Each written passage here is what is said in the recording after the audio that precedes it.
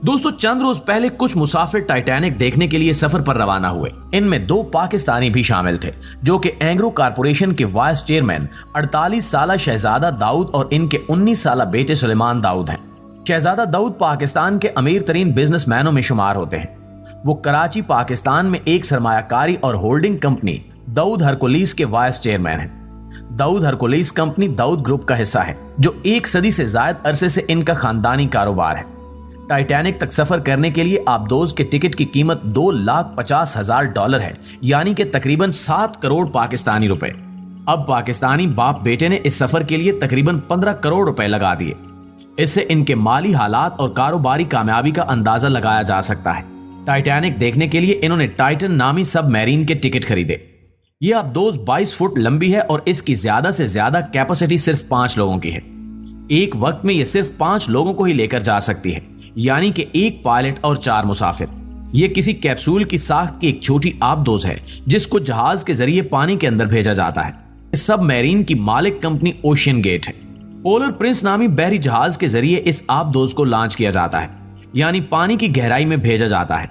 यह submarine 13,000 foot तक की गहराई तक सफर कर सकती है। आज इस पर पूरी दुनिया की नजरें हैं कि इसका क्या बनेगा। इस सबमरीन टाइटन का सफर अतवार को शुरू हुआ। प्लान के मुताबिक यह सफर 10 से 11 घंटे बाद खत्म हो जाना था और इस आबदोज को टाइटैनिक के खंडरात देखने के बाद वापस सतह समंदर पर आ जाना था। आबदोज को टाइटैनिक तक पहुंचने के लिए 2 घंटे लगते, मगर वहां तक पहुंचने से 15 मिनट पहले सिग्नल दिया गया कि यहां कोई मसला है। समंदर के अंदर जाने के 1 घंटा 45 मिनट बाद इसका राब्ता अपने जहाज से खत्म हो गया और तब से इसकी तलाश जारी है।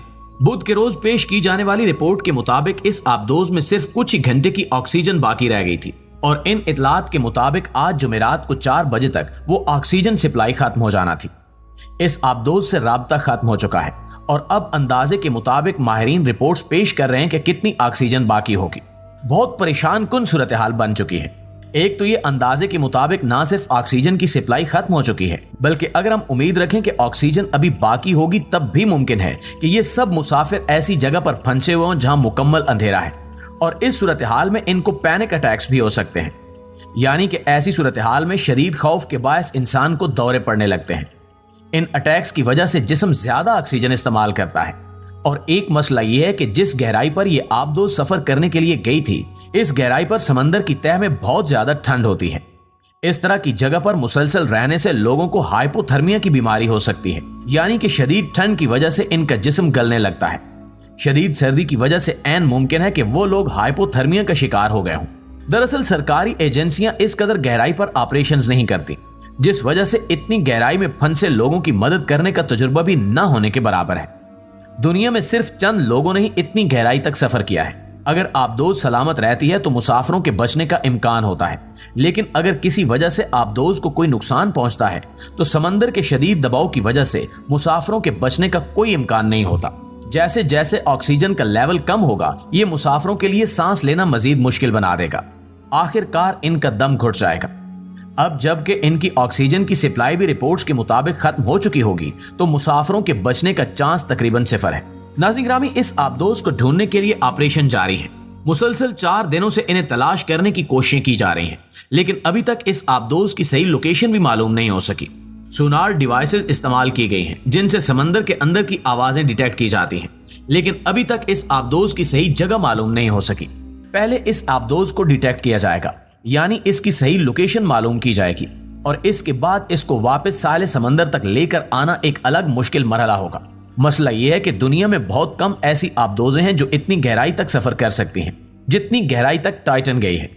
अब इसको रेस्क्यू करने के लिए ऐसी ही आबदोज चाहिए जो कि इतनी गहराई तक जा सके, लेकिन चूंकि इनकी तादाद बहुत कम है, इसलिए इसे तलाश करने में परेशानी का सामना करना पड़ रहा है। और अगर इसकी सही लोकेशन पता कर भी ली जाए तो ऐसा सामान लाना पड़ेगा जो कि समंदर के अंदर भेजा जाए और वो इस आबदोज को जंजीरों के जरिए वापस निकाल सके।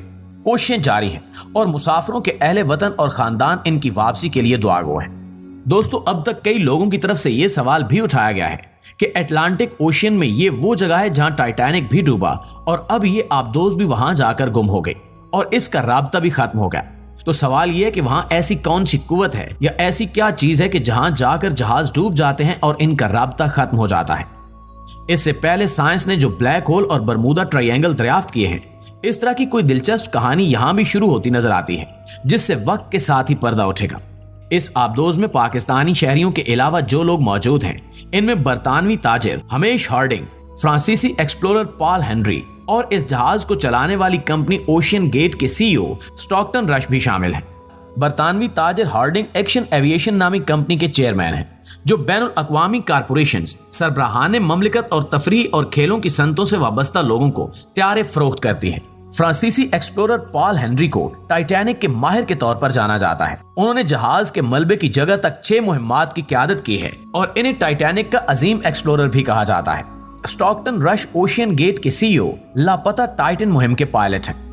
दोस्तों, इस मौके पर जबकि टाइटन की तलाश जारी है, एक रईस नामी शख्स की तरफ से टाइटन के सफर के बारे में राय सामने आई है।